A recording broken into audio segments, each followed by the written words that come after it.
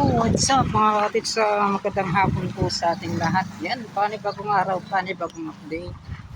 So ngayon po ay araw po ng Sabado, January 27, 2024. Diyan mga kapatid, no, na dito na tayo sa may Barangay Duterte, R. Castillo.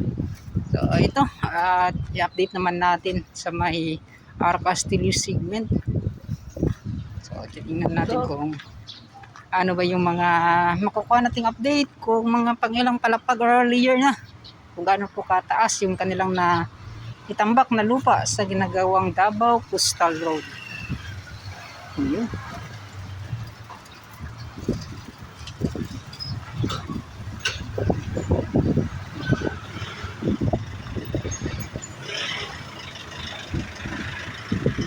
Yan, bagong lahat, kung bago ka pa lang po sa aking channel, huwag kalimutan mag-subscribe, like and share na rin po, at paki-comment na lang sa comment section para malaman ko kung saan po kayo mga kapatid, saan lugar po kayo naroroon. Yan, so mega shoutout po sa inyong lahat. At pahirapan din yung mga sasakyan na nandito mga kapatid, tulad yan, may lumalabas na may palabas po sa daanang to. Yan. So dito tayo.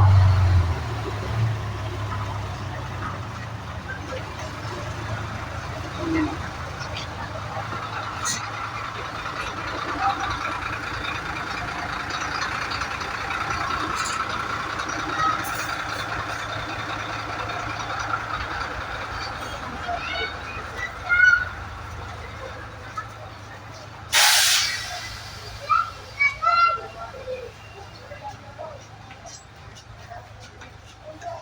Yun. So ito na, at malapit na tayo, kitang-kita na po yung kanilang mga ginagawa dito sa ginagawang Davao Coastal Road. At yung first layer po sa pagre-reprop nila mga cottage yan, no, hanggang doon tapos na.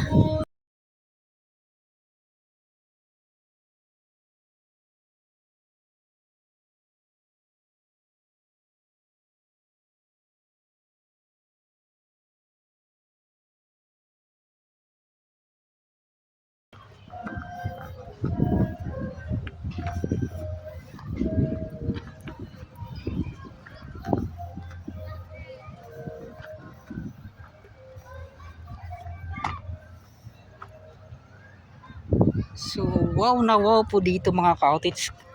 Napakabilis po ng pagtambak na ginagawa, lalo na dyan din mga cottage. So kita nyo ba yan, yung pataas na siya. So dito magsisikan layer na po yan sila, sobrang bilis. Yung kanilang nagawa na dito, wala pa po ito sa isang taon mga cottage, kasi nag-umpisa ata sila yung pagtambak dito. Ikasali na po itong access road April, May, parang June or July yata yun, hindi po tayo nagkakamali. So ganun po na buwan nag-umpisa po sa pagtambak dito sa may Barangay Duterte, R. Castillo segment.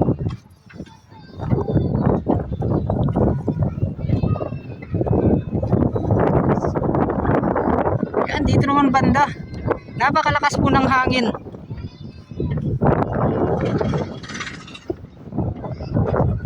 Yun, no?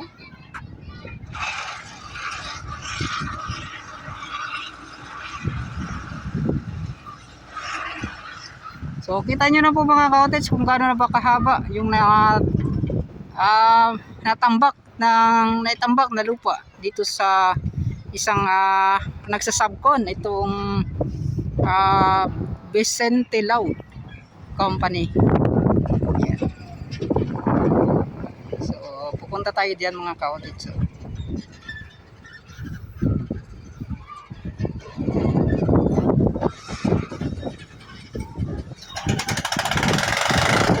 So ito sa UBI Company.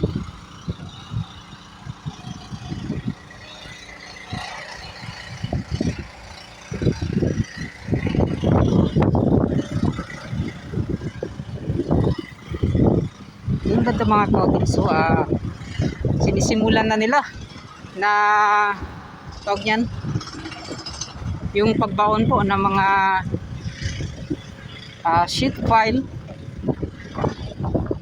para sa gagawing minor bridge dyan banda mga cottage.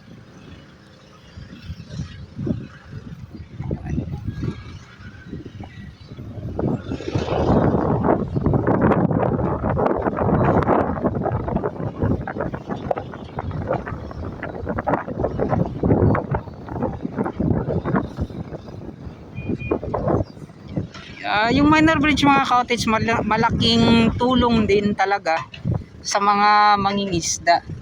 Kasi yun nga po, yan lang po itong access din nila na makalabas pasok para po sa kanilang panghanap buhay. Itong pangingisda mga cottage, itong mga bangka at pambot nila dito. So itong minor bridge na to,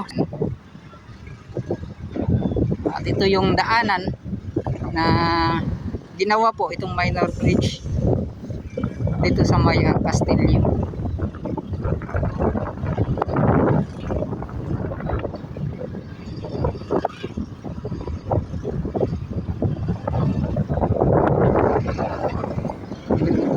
Sir. Yan.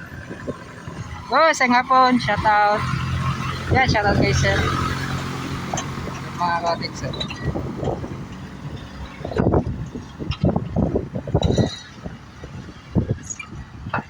So ready na sa paggawa ng minor bridge. Tagal din na hindi tayo nakapag-update dito sa areang to. Kaso nga lang po mga cottage, napakalakas lang talaga ng hangin. So siya na po, baka magpi-feedback po dito sa ating cellphone na ginagamit.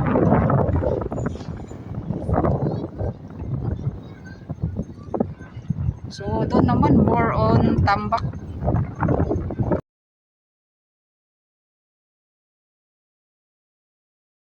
Sa mga cottage, sila yung nakita kong kakaiba din sa Vicente Lau Company. Yung paggawa nila sa lalong na sa kanilang pagtambak mga cottage, no. Yung una kasi nilang ginawa, yung pagtambak nila dito ay inuna nila yung dito sa gilid na to, itong pagre-reprap, itong mga bato na kanilang itinambak mga cottage, yan yung kanilang inuna bago po itinambak yung mga lupa sa gitna.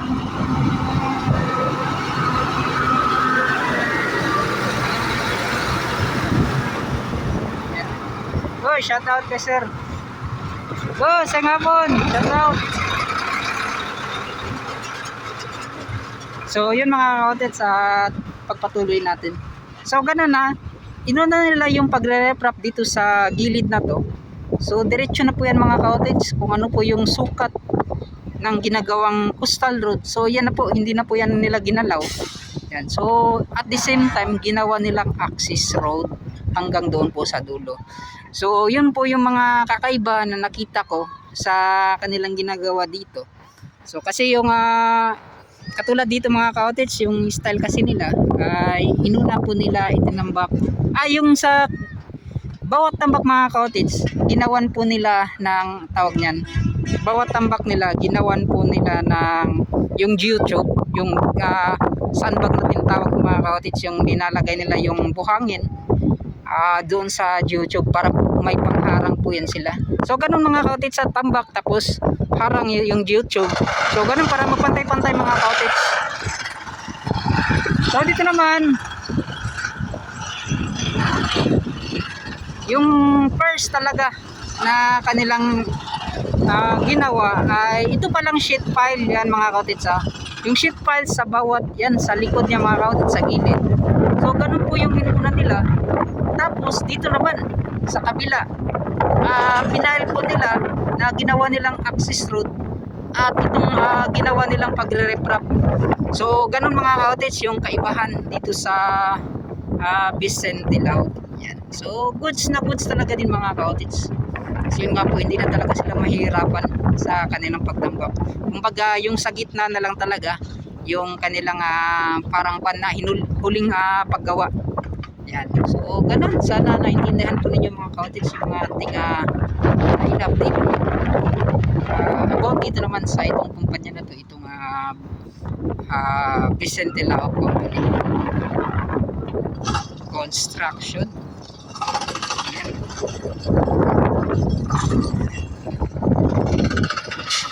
Yan po na yung mga experience natin sa ating mga nakikita sa ating pag-update mga ka-cottage bawat mga kumpanya na nagtatrabaho dito. So mega shoutout po sa inyong lahat. So yun mga ka-cottage, yung kagandahan kasi mga ka-cottage, yung paggawa ng coastal road ay nabuo siya na magkapareho lang po yung sukat, yung itsura. So kahit iba-ibang kumpanya po yung mga nagtatrabaho dito. Boss, shoutout, nga po.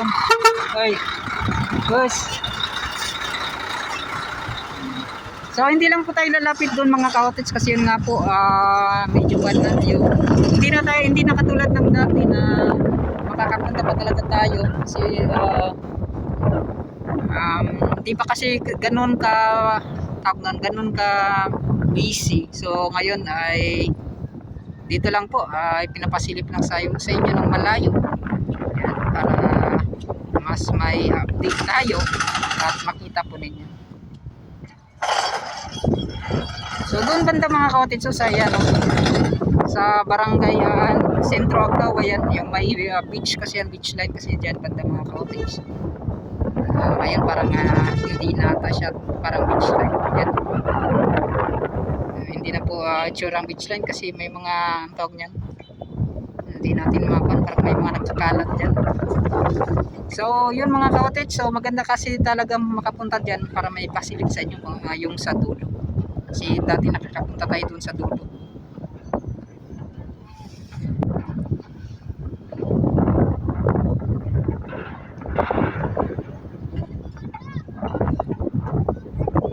So soon, yung minor bridge dito na gagawin ay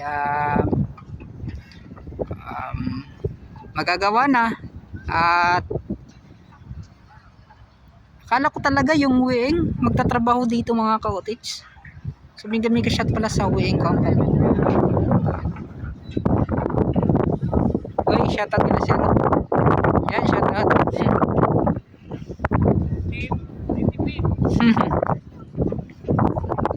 Shout out nila sir.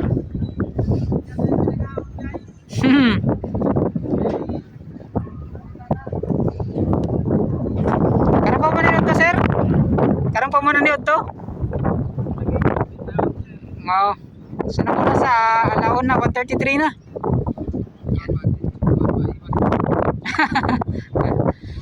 Ana gyud para kay kunay kusog baon niya. Tito Tans TV. Tito Tans. Sa YouTube lang. Sa YouTube ko. Shoutout sir, asa man nagtrabaho diri sa Vicente? Sa tracking mo? Kami naghahakot rin ha? Kami naghahakit sa mga balas. Tagong gikan no? So laylay na din yung ginakuhaan sir. So shoutout po sir sa taga-Tagum. Sa taga-Corillano. Ayan. Coastal Road, naglag-lag. So shoutout amping mo sir ha? Tito Tans TV sir ha? Sa YouTube. Ayan. Tito. Ayan. So yung mga ka-cottage pinapa-shoutout lang natin. So wala talaga tayong sticker no? So naking tulong yung sticker.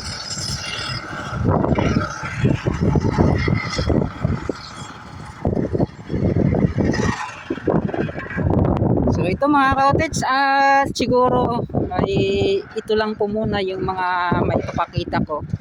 Hindi kasi tulad ng mga na-update nating coastal route na makakapunta po tayo sa kanilang ginagawa. Ayan. So ngayon dito ay parang kanila talagang yung prohibited talaga, tama ba? Yung pinagbabawalan talaga nila mga cottage yung mga hindi nagtatrabaho na makakapunta dyan. Yan. So yan po. So maganda talaga kapag ganyan mga cottage kasi yun nga po restricted area yung dito banda. So yan talaga, iwas talaga sa mga disgrasya. Yan yung mga isa sa mga dahilan. Kaya para din sa mga din mga cottage, yung para hindi sila maabala sa kanilang ginagawa. So yun, maganda yung kanilang mga estilo sa yung patakaran nila mga cottage rules and regulation na pinapatupad. Yan. At ano pa ba yung mga may pakita ko mga cottage? So yun, ito pag-reprap sa second layer na po yan sila mga cottage. So itong mga yan mga cottage, yung mga bakal na bore pile na yan ay sa tingin ko yan po yung ilalagay doon banda. Yan. Hindi tayo nagkakamali. So yan po yung gagawin nilang gagamitin nila para sa pundasyon po. Parang siyamata yun or 5 lang. 5 na pundasyon. Para tapos lalagyan nila ng flooring and then coping. Doon na po yung sa coping, doon po ilalatag yung girder. So yun.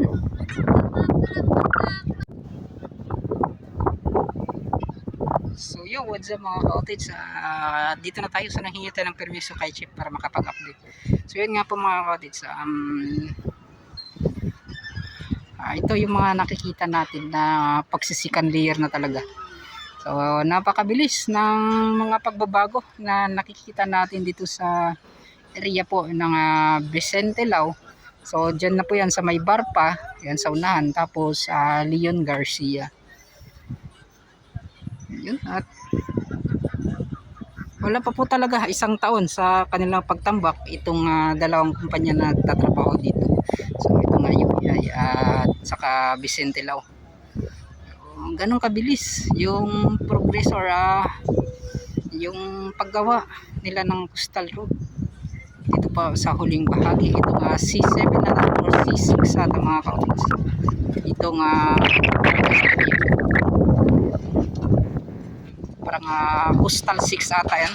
Ito nga huling duktong, ito nga huling segment na ginagawang Davao Coastal. Ayan. Ang kita dito mga cottage, so yung tawag niyan, yung flyover dyan sa may Santa Ana Wall.